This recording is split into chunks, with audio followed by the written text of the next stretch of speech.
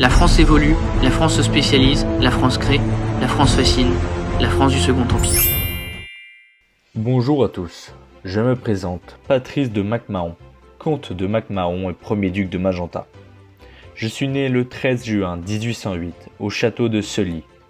J'ai longtemps exercé le métier de militaire en tant que maréchal de France et homme politique en devenant le président de la Troisième République. En 1820, je suis entré au petit séminaire des Marbres à Autun, un lycée militaire de grande renommée. Et ensuite j'entre à l'école spéciale militaire de Saint-Cyr à compter du 23 octobre 1825.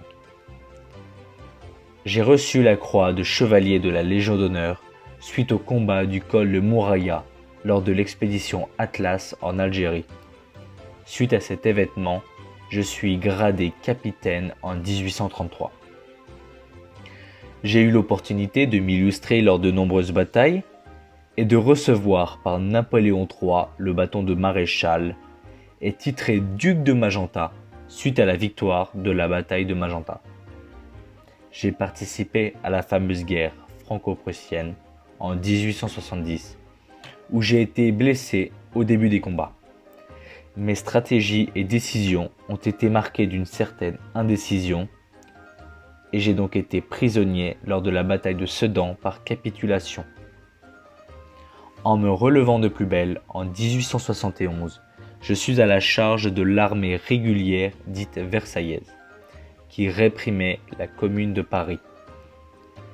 Quelques années plus tard, après la chute d'Adolphe Thiers, je suis élu président par la majorité des royalistes pour un mandat de 7 ans. Je place le duc Albert de Broglie en tant que président du conseil. Malgré mon rôle de président, je ne laisse pas de côté mes ambitions militaires. C'est pour cela que pendant plusieurs jours à Vernon dans l'Eure, je préparais les grandes manœuvres de la 3e armée.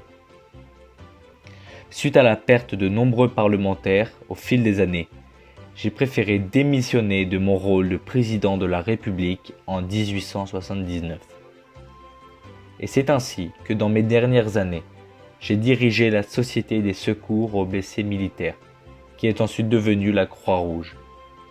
Suite à cela, je suis mort le 17 octobre 1893 au château de la Forêt, près de Montargis.